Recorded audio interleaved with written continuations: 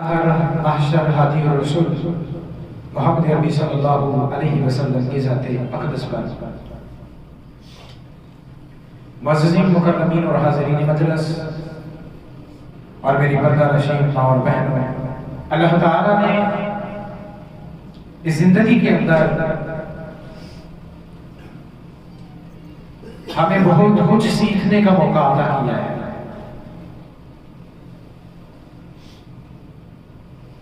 جب ہم صحابہ کی زندگی کو اپنی زندگی کے سامنے رکھتے ہیں تو ہمیں ان کی زندگی میں رسول اللہ صلی اللہ علیہ وسلم کی زبان سے نکلنے والے الفاظ کا کثیر مجموعہ ملتا ہے۔ احادیث کی صورت میں کہ فلاں آدمی بیان کر رہا ہے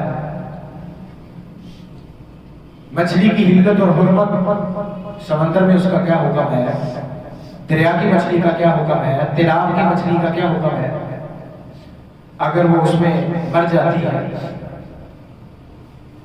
ہم کسی دوسرے صحابی کی روایت کو دیکھتے ہیں تو ہمیں یہ حدیث سننے کو ملتی ہے کہ اعمال کا دار و مدار نیتوں میں ہے۔ ایک اور روایت کو دیکھتے ہیں تو اس میں ہمیں یہ ملتا ہے کہ اعمال کا دار و مدار خاتمے پہ ہے۔ ہم ایک اور صحابی کی طرف پڑھتے ہیں کہ رسول اللہ صلی اللہ علیہ وسلم کی زندگی کا نقشہ کیسے کھینچتے ہیں تو ہمیں یہ پتہ چلتا ہے کہ امام کائنات صلی اللہ علیہ وسلم نے ہمیشہ عدل و انصاف سے کام لیا ہے۔ تو اسی وجہ سے رسول اللہ صلی اللہ علیہ وسلم کے صحابہ کے ساتھی بعض ایسی ہیں جن کو اللہ تعالیٰ کے رسول نے قاری القرآن کہا ہے۔ سیدنا ابی بن کعب رضی اللہ تعالیٰ، بعض کو مفسر قرآن کہا گیا، سیدنا عبداللہ ابن عباس رضی اللہ تعالیٰ، سیدنا عبداللہ ابن مسعود رضی اللہ تعالیٰ، اور بعض کو حلال و حرام کو سب سے زیادہ جاننے والا کہا گیا ہے، سیدنا معاذ بن جبل رضی اللہ تعالیٰ، اور بعض کو امت کا امین کہا گیا ہے۔ اگر آگے بڑھتے ہیں تو نام سیدنا ابو عبیدہ بن جراح رضی اللہ تعالیٰ عنہ کا ملتا ہے۔ اور ہم امام کائنات کی زبان سے نکلنے والے قرآن کی وحی کو دیکھتے ہیں تو کاتب وحی میں ہمیں سیدنا زید بن ثابت رضی اللہ تعالیٰ عنہ کا نام ملتا ہے۔ ہم رسول اللہ کی نماز کو دیکھتے ہیں تو ہمیں سیدنا ابو حمید سعدی رضی اللہ تعالیٰ عنہ سے روایات کثرت میں ملتی ہیں۔ امام کائنات کے رفع العین کی بات آتی ہے تو سیدنا وائل بن حجر رضی اللہ تعالیٰ عنہ کی زبان سے نکلنے والے الفاظ امام کائنات کی زندگی کے اندر پڑھی جانے والی نمازوں کا نقشہ کھینچتے ہیں۔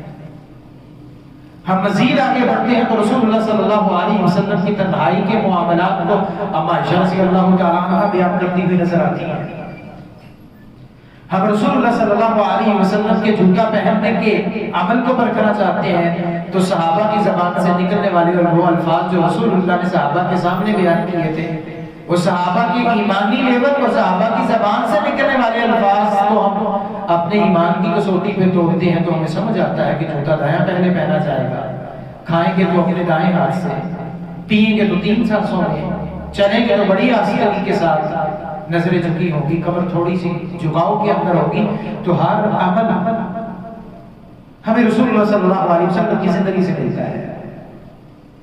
ہمیں ایسے صحابہ کی زندگی میں ملتی ہے کہ جنہوں نے ساری زندگی رسول اللہ کے دین کی خدمت کی ہے، اور ان میں سب سے سرفہرست سیدنا ابو ہریرہ رضی اللہ تعالیٰ عنہ کی زندگی ہے۔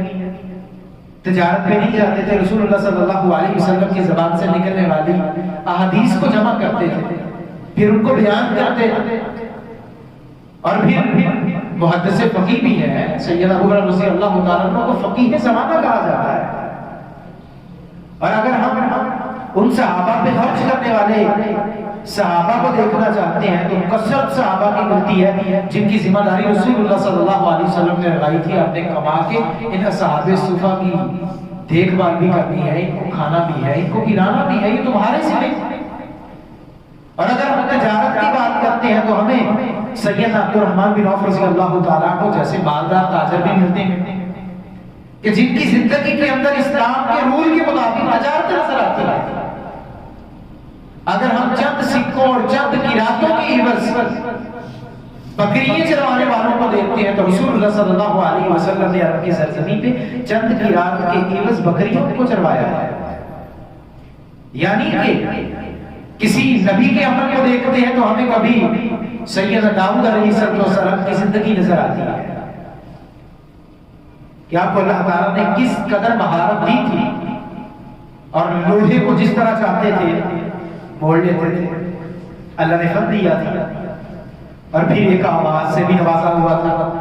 داؤد صوتی اور رمضان کے بعد بھی ہوتا ہے داؤد صوتی کہ داؤد علیہ السلام ایک دن روزہ رکھتے تھے ایک دن روزہ چھوڑ دیتے تھے. اور اسی طرح مختلف انبیاء کے مختلف کام جہاں دین کا کام کیا ہے تو ساتھ انہوں نے تجارت بھی کی ہے. یا ایھا الرسل کلوا من الطیبات، اللہ قرآن مجید کے اندر فرماتے ہیں کہ سب سے پہلے رسولوں کو یہ بات کہی گئی ہے، یہ تلقین کی گئی ہے کہ آپ نے کھانا ہے تو پاکیزہ اور طیب حلال میں کے ساتھ. اور پھر رسولوں کے بعد جو دوسرا حکم ہے یا ایھا الذین آمنوا کلوا من الطیبات، ایمان والو کھائیں. کیسا کھانا ہے؟ من الطیبات پاکیزہ کھانا ہے آپ نے. لیکن ساتھ یہ بھی اللہ نے قرآن مجید کے اندر تلقین کر دی وَلَا تَأْكُلُوا أَمْوَالَكُمْ بَيْنَكُمْ بِالْبَاطِلِ، اپنے باطل طریقے کے ساتھ ایک دوسرے کا مال نہیں کھانا. باطل طریقے کی کئی صورتیں ہو سکتی ہیں. الَّذِينَ إِذَا اكْتَالُوا عَلَى النَّاسِ يَسْتَوْفُونَ وَإِذَا كَالُوهُمْ أَوْ وَزَنُوهُمْ يُخْسِرُونَ، کہ جب چیز لینے کی باری آتی ہے الَّذِينَ إِذَا اكْتَالُوا، جب وہ اس کو ماپتے ہیں اس کا وزن کرتے ہیں اس کو پیمانے میں ڈالتے ہیں، إِذَا اكْتَالُوا عَلَى النَّاسِ يَسْتَوْفُونَ تو پورا پورا لیتے ہیں. وَإِذَا قَالُوهُمْ أَوْ وَزَنُوهُمْ يُخْسِرُونَ، اور جب دینے کی نوبت آتی ہے کسی کو چیز تول کے ماپ کے تو اس میں کمی کرتے ہیں. تو یہ کمی کرنا ان کے حلال مال کو حرام کر دیتا ہے.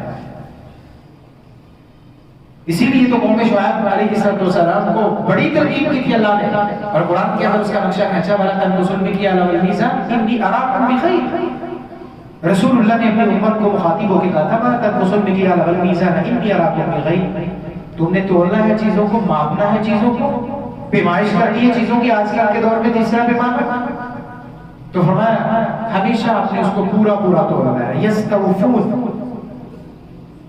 اور اگر ایسا کرو گے انی اراکم بخیر، رسول اللہ فرماتے ہیں اپنے صحابہ کو کہ میں تمہیں بڑی خیر کثیر میں دیکھتا ہوں. اگر تم لو پورا دو پورا، پیمائش کی بات آئے تب بھی پورا، پیمانے کی بات آئے تب بھی پورا، وزن کی بات آئے تب بھی پورا. اگر پورا دو گے تو تمہارے رزق میں خیر ہے، تمہارے رزق میں برکت ہے. بے برکتی کی سب سے بڑی وجہ کیا ہے؟ فروٹ تولنے والا فروٹ تولتا ہے تو تولنے والے باٹ میں ساتھ کوئی نہ کوئی ڈیلا رکھ دیتا ہے اس پھل کے وزن کو بڑھانے کے لیے، اور ملنے والے کو وہ چیز کم ملے. اب یہ صبح سے شام تک اس کا بیٹھے رہنا، اس کا مشقت کرنا، تکلیف برداشت کرنا، اور اپنی چیز جو اس نے پھل اپنی لڑی میں رکھے ہوئے ہیں ان کے ریٹ بتانا، ان کے ساتھ بھاؤ طے کرنا، اور طے کرنے کے بعد جب شام کو واپس پلٹتا ہے پیسہ بھی اس کے پاس ہوتا ہے، لیکن اسلام کہتا ہے وہ حلال نہیں ہے، حرام ہے اس کے لیے. دن بھر کی محنت بھی کی، دن بھر کی مشقت بھی اٹھائی، دن بھر کی تکلیف بھی ہے. سردی میں بیٹھنا آسان نہیں ہے، گرمی کے دنوں کے اندر دھوپ کی شدت ہے، بیٹھنا آسان نہیں ہے. اپنے پھلوں کو بہترین خوبصورت بنا کے پیش کرنا آسان نہیں ہے، اور سارا دن کھڑی ٹانگ کھڑے رہنا آسان نہیں ہے. کیا ہی بہتر تھا کہ وہ جو اس نے 4-5 ہزار روپے کمائے ہیں وہ 2-3 ہزار کما لیتا، مگر وہ اس کے حلال کے ہونے وہ اسے خوش کر دیتے، اس کی رزق میں برکتیں آ جاتی. اور یاد رکھیں جس کا کمانا حلال کا نہیں، اللہ کے رسول فرماتے ہیں اللہ ایسے بندے کی دعا کو قبول نہیں کرتے. ہر بندہ لگا ہوا ہے ہیرا میرا، مارکیٹ میں نکل کے دیکھیں تو صحیح. دین اگر آپ کو یہ نہ سکھا سکا کہ جو میں دے رہا ہوں وہ اس کا حق ہے اور جو لے رہا ہوں وہ میرا حق ہے، تو اللہ کی قسم ہمارے پڑھنے کا، ہمارے بننے کا، قرآن یاد کرنے کا کوئی فائدہ نہیں ہے. کل کو ہم نے بھی مارکیٹ میں نکلنا ہے، تجارت بھی کریں گے، آپ صحابہ بھی تاجر تھے، ساتھ تجارت بھی کرتے تھے، لیکن اس کی گئی تجارت میں سے کچھ تجارت اپنے اللہ سے بھی کرتے تھے، چیریٹی، صدقہ، خیرات، وہ اللہ کے ساتھ بھی کرتے تھے، لیکن وہ جو اللہ کے ساتھ کی گئی ان کی تجارت تھی، وہی تجارت ان کی اس تجارت میں برکت کرتی تھی جس تجارت سے حاصل ہونے والا پیسہ وہ اللہ کے ساتھ تجارت کرنے والا ہے۔ اصل تاجر پتہ کون ہے؟ جو لوگوں سے تجارت کرے اور اس تجارت میں اسے نفع ملے اور اس نفع میں سے پھر وہ اللہ سے تجارت کرے اور وہ نفع میں سے کی گئی تجارت اس کے نفع کو مزید بڑھاتی چلی جائے گی، اس میں مزید وسعتیں آئے گی، اس میں مزید برکتیں آئے گی، کیونکہ اللہ کی رحمت اس کے کام میں ہے، اس کے کام کاج میں اللہ کی طرف سے رحمتیں ہیں، اور جہاں بھی اس کی رحمت کا سایہ پڑ جائے وہاں خیر کثیر ملتی ہے۔ وَتَرْزُقُ مَن تَشَاءُ بِغَيْرِ حِسَابٍ، وہ پھر تمہیں رزق تو دیتا ہے، لیکن رزق کتنا دیتا ہے؟ جتنا وہ چاہتا ہے، اور وہ کتنا چاہتا ہے کہ وہ بغیر حساب کے دیتا ہے۔ تم نے تو سوچا تھا آج دیہڑی چڑھی ہے نا 5,000 کی لگ جائے تو بڑا، اس نے آپ کے لیے وہ 50,000 کا انتظام کر رکھا ہے کہ پورا مہینہ کچھ نہ کرو تو تب بھی سر پہ چل جائے گا۔ لیکن ہماری سوچیں، ہماری کاوشیں، یہ ساری کی ساری دنیا کا مال بنانے کے لیے۔ دنیا کا مال بری چیز نہیں ہے۔ اب یہاں بھی بات سمجھنے والی ہے کہ مال کا آ جانا انسان کے پاس بری چیز نہیں ہے، مال کا بری جگہ پہ لگانا بری چیز ہے۔ مال کا آنا بری چیز نہیں ہے، مگر اگر وہ ذرائع اچھے نہیں ہیں تو پھر مال کا آنا برا ہے۔ جھوٹ بول کے حاصل کر لیا، 80 لاکھ الحلف القاضی، جھوٹی قسم اٹھا کے اس کو بیچ لیا، نکمی نکٹ شاید چنگے پیسے بیچ دی، اس میں اس کا کوئی کمال نہیں ہے۔ بِحَفَائِدِ أَلْسِنَتِهِمْ، کل قیامت کے دن یہ جو اس نے دغا بازی کی تھی حساب تو دے گا، نتنوں کے بل پھینچا جائے گا، گھسیٹا جائے گا، عمدے کو جہنم میں لٹکا دیا جائے گا اگر اس نے ایسے کی۔ تو معیشت یہ بڑی ضروری ہے۔ آج کل کے دور میں اپنے آپ کو اوپر لے جانے کے لیے آپ کا تجارت کرنا صحیح معنوں میں باہر کے ممالک کے اندر چیزوں کا جانا اور وہاں سے آنا، درآمد برآمدات کے معاملے، اسے امپورٹ اور ایکسپورٹ کہتے ہیں، یہ ضروری ہے، لیکن اس سے یہ بھی زیادہ ضروری ہے کہ اسے ایمانداری کے ساتھ نبھایا جائے۔ اللہ قرآن مجید کے اندر فرماتے ہیں کہ تم یتیموں کے مال کو ناحق کھا نہیں سکتے کہ اپنے مال کے ساتھ دوسرے لوگوں کے مالوں کو ملا دو۔ اگر ایسا کرو گے اللہ فرماتے ہیں کہ تم پتہ کیا کرو گے؟ یہ جو تمہارے پیٹ ہے نا، ان پیٹوں میں جہنم کی آگ بھرو گے، اس کے سوا کچھ نہیں، بدون ہی یہاں آگ بھرتے چلے جائیں۔ اب مثال کے طور پہ دنیا سے جانے والا چلا گیا، اب جو اس کا وکیل ہے، اس کو پالنے والا ہے، اس کو پوسنے والا ہے، اسے چاہیے کہ یتیم کا مال یہی نہیں جس طرح اس کے وارث چھوڑ کے گئے ہیں بحفاظت اس کو رکھا جائے، یا تو اپنے کام میں شامل کیا جائے، اور اگر اسے اپنے کام میں شامل کر لیا ہے جو اس کی پروفٹ ریشو بنتی ہے، جو اس کا حصہ بنتا ہے، جو اس کے ساتھ فیصد مقرر ہے، وہ اس کے مال میں مزید جمع کرتا چلا جائے۔ اب ایسا نہیں کرے گا کہ اس نے کام کاج کیا، پروفٹ ہوا اپنے حصے میں، لوس ہوا ٹوٹل دوسرے کے حصے میں۔ اسلام اس کی بھی تلقین نہیں کرتا۔ اصول ہے اسلام کے کہ اگر آپ کو اس نے کسی چیز پہ امین بنایا ہے، آپ اس کی اس امانت کا حق ادا کرو گے، اور پھر اللہ قرآن کے اندر فرماتے ہیں کہ جب وہ بلوغت کو پہنچ جائے، عاقل ہو جائے، تو اس کا مال اس کے سپرد کرنے، اب وہ بگاڑے یا اسے بنائے۔ ہمارے کیا ہوتا ہے، دیکھا جاتا ہے اسے سوجھ بوجھ نہیں ہے، اور سارا کا سارا مال کھو کھاتے ہیں، اس کی کوئی گنتی نہیں، اس کی کوئی اکاؤنٹنگ نہیں ہے کہاں گیا ہے۔ الحق والتکاثر حتی زرتم المقابر کو ذہن میں رکھا ہے جو ہم نے ایک جمعے میں پڑھا تھا کہ مال کی کثرت انسان کو تباہ کر دیتی ہے، ہلاک کر دیتی ہے۔ کب؟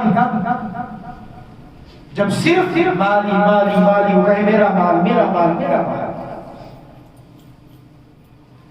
لیکن اس کے ساتھ اگر وہ دین کے کام کرے، اس کے ساتھ اگر اس کی اٹیچمنٹ دین کے ساتھ رہے تو مال کا آ جانا بری چیز نہیں۔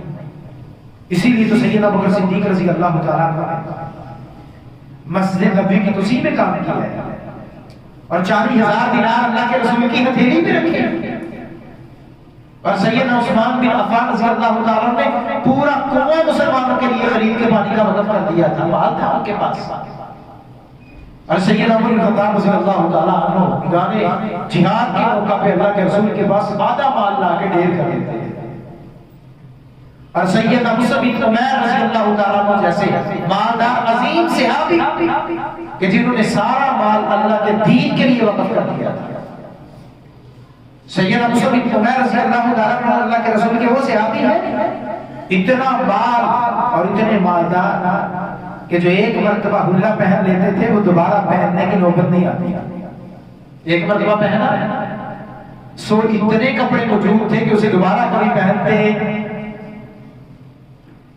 اور سیدنا مصعب بن عمیر رضی اللہ تعالیٰ عنہ کے بارے میں آتا ہے کہ یمن شام کے علاقے سے آپ کی خاص طور پہ خوشبوئیں آتی ہیں، عطر، اور جو جسم پہ اپنے لباس میں عطر لگاتے تھے، اور جس بازار سے گزر جاتے تھے صبح گزرتے تھے اور شام جو اس بازار سے گزرتا تھا وہ بتا دیتا تھا یہاں سے سیدنا مصعب بن عمیر رضی اللہ تعالیٰ عنہ گزرے۔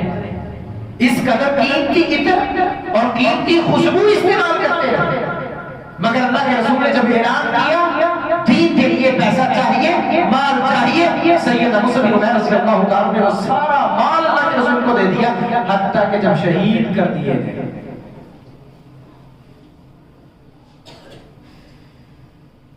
تانن ٹکنے کپڑا نہیں سی، کفن کا لباس پورا موجود نہیں تھا، پاؤں پہ ڈالا جاتا تھا تو سر ننگا ہو جاتا تھا، سر کور کیا جاتا تھا تو پاؤں ننگے ہو جاتے تھے، جاتے ہوئے ان کی دنیا میں یہ حال ہے۔ اور ہم پڑے ہوئے ہیں چودراہٹ کے پیچھے، چودھری کی جگیرداری کے پیچھے، اینے کو کوکھا بنایا کہ نہیں، وہ جمع کیا کہ نہیں، یہ سب کچھ دنیا میں۔ اور یہ بھی کہا ہے اللہ کے رسول نے کہ اب جب دنیا سے جاؤ تو آنے والی نسل کو جو دنیا میں آ چکی ہے اور جب آپ اسے چھوڑنے والے ہو تمہیں نہیں پتا، انہیں ان حالت میں چھوڑو کہ وہ کسی کے سامنے ہاتھ نہ ملائے، یعنی کہ اب سارے کا سارا مال آپ کے پاس موجود ہے، اب چاہتے ہیں صدقہ کرتے۔ اللہ کے رسول کے پاس صحابی ہے، اللہ کے رسول میرا مال سارا اللہ کے دین کے لیے، فرمایا زیادہ ہے نہیں دے سکتے، کہا اللہ کے رسول نصف، کہا نہیں دے سکتے، کہا اللہ کے رسول سلس، کہا سلس دے تو سکتے ہو 1/3 حصہ مگر یہ بھی زیادہ ہے، کہا بہتر ہے کہ تم دنیا سے جاؤ اور ان کو اس حالت میں چھوڑ کے جاؤ کہ ان کے پاس گزرانے زندگی کی ضرورتوں کے لیے سامان اور پیسہ موجود ہو۔ یہ بھی اللہ کے رسول کی حدیث ہے۔ اب دونوں پہلو موجود ہیں، صرف یہ کہہ دینا کہ مال ہونا ہی نہیں چاہیے، بس ایسے انسان کو رہنا چاہیے، اور محدثین کی مثالیں پیش کرتے جائیں، اور ان محدثین کی مثالیں بھی پیش کریں نا جو دین پڑھاتے بھی تھے، دنیا کماتے بھی تھے، اور کمائی ہوئی دنیا دین والوں پہ لٹاتے بھی تھے، ان کا کوئی تذکرہ نہیں کرے گا۔ ہاں تھی دنیا ان کے پاس، مگر وہ ظاہر نظر آنے والی ان کے دل میں دنیا نہیں تھی۔ دنیا کا دل میں آ جانا کوئی چیز ہے، ویسے دنیا کا ہونا انسان کے پاس قطعاً کباہت والا عمل نہیں ہے، کبھی نہیں ہے، برا نہیں ہے، اچھا ہے اس کے لیے۔ ضرورت پڑ جائے، بیمار کو پڑ جائے، کوئی فوت ہو جائے، کسی خوشخبری میں جانا ہے، کسی شادی بیاہ میں جانا ہے، اسے ٹینشن نہ ہو۔ گھر دے ادھے مسائل ختم ہو جاتے ہیں اگر گھر دے چوکے چ پیسے ہوں۔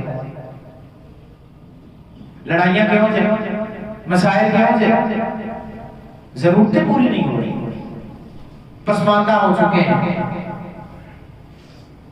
اور استحصال ہو چکا ہے اس معاشرے کا. یہ معاشرہ زبوں علی کا ہے. استحصال ہے اس کا کہ اس کی ابتدائی ضرورتیں اس کو نہیں دی جا رہی.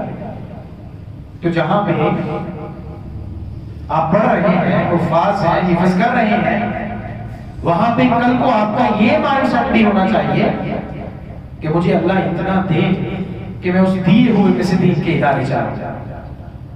یہ چلتے ایسے ہیں، یہ ہمارے تعاون کے ساتھ، اللہ کی مدد کے ساتھ. وہ ہماری مدد نہ کرے، ہماری نصرت نہ کرے، ہم تعاون کے قابل نہیں ہیں. ہم اللہ کے دین کے اداروں پہ خرچ نہ کر سکے، ہم خرچ کرنے کی ترغیب نہ کر سکے، اور تلقین کرنے والوں کو خوش اسلوبی کے ساتھ، خندہ پیشانی کے ساتھ نہ مل سکے. یہ صرف اس کی رحمت کے ساتھ. اگر اس نے آپ کو دیا ہے، دینے والوں میں کیا ہے، یہ فخر کی بات نہیں، یہ شکر کی بات. کتنے آپ ایسے ہیں اہل و عیال والے ہیں، گھر-بار اپنا نہیں، بندے داری کرتے ہیں، مزدور چوک پہ جاتے ہیں. میاں چلو میں ذرا صبح کے وقت ذرا چکر تو لگا کے دیکھیے گا. مزدور چوک میں لائنیں لگی ہیں، کسی کے ہاتھ میں برش پکڑا ہوا ہے تو کسی کے ہاتھ میں ایک معمار کے اوزار پکڑے ہوئے ہیں، صبح سے شام تک وہی، مگر کوئی مزدوری پر لے جانے کے لیے تیار نہیں ہے. وہ گھر سے لے کر صبح سے شام تک وہی 700-800 کے چکر میں کہ دن بھر کا آٹا آ جائے، جمع نہیں ہے اس کے پاس، دانے موجود نہیں ہے اس کے پاس، پھلوں کی فراوانی موجود نہیں ہے اس کے پاس، اناج غلہ نہیں جمع کیا اس نے. کبھی کیا چیز بیچتا ہے تو کبھی کیا چیز بیچتا ہے. زندگی کی ضرورتیں پوری کرنے کے لیے، بجلی کا بل پے کرنے کے لیے 6 بھی اجازت نہیں دیتی، بڑی صرفے کے ساتھ چیزوں کو خرچ کرتا ہے. ہم شکر ادا کریں اس کا. نہ بجلی کے بل کی فکر ہے، نہ دانوں کی فکر ہے، نہ روٹی کی فکر ہے، نہ اچھے لباس کی فکر ہے، نہ اچھے گھر کی فکر ہے. اس کی عطا کی ہوئی ہر چیز ہمارے موجود ہے، ہمارے پاس موجود ہے. اور جب ہمارے پاس ہر چیز موجود ہے، صحت بھی موجود ہے، طاقت بھی موجود ہے، کوشش کرتے رہے، نوازنا ہو رہے گا. نوازنا اس کا کام ہے. اور زندگی میں انسان کو پروفٹ اینڈ لوس بھی ہوتے ہیں. جیسے دین کے اندر یہ کبھی پٹری سے اتر جاتا ہے، کبھی پھر خوب ہو جاتا ہے. تجربات انسان کو زندگی میں ایسے ہی آتے ہیں. کوشش کرنی چاہیے. جو میں نے سب سے پہلے صحابہ کرام رضوان اللہ مجمعین کی زندگی کا خاکہ کھینچا تھا. کچھ میرے احباب لیٹ آئے، اگر انہیں اس خاکے کا پتہ ہوتا، میں نے تقریباً 20 سے زیادہ صحابہ کا تذکرہ کیا ہے تمہید میں، کہ کون سے صحابی کیا کرتا تھا، کیا ذمہ داری تھی، اللہ کے رسول نے کیا ذمہ داری لگائی تھی، حدیثیں بیان کرنے کے ساتھ ان کے معاملات کیا تھے. ہم بھی بہتر ہو سکتے ہیں، ہمارے گھر کا سکون بھی باقی رہ سکتا ہے. تو پھر مانگے اس سے جتنا مانگ سکتے ہیں، اور مانگے اس سے کے ظرف کے مطابق. دنیا کو مت دیکھیے گا.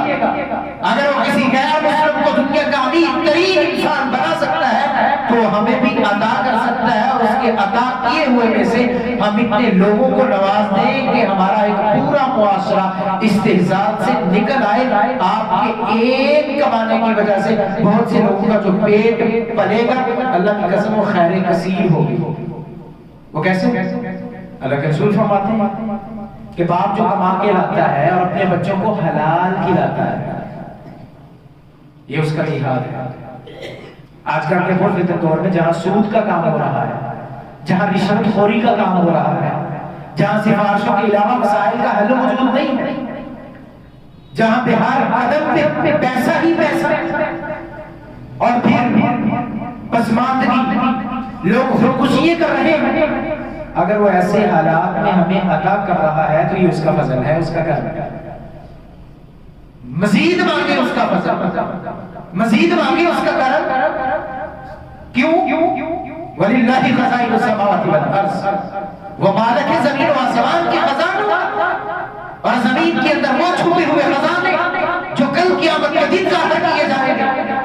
اللہ فرماتے تم نے ابھی تو پوری دنیا نہیں دیکھی، اور ایک اعتبار سے اگر اب تک اس نے نہیں دیا جو لوگوں کو دیا ہے تو پھر صبر بھی کرنا ہے، اور ساتھ اس آیت کو بھی ملحوظ خاطر رکھنا ہے کہ دنیا کے مال کی حیثیت اللہ کی حکمت میں کچھ نہیں ہے.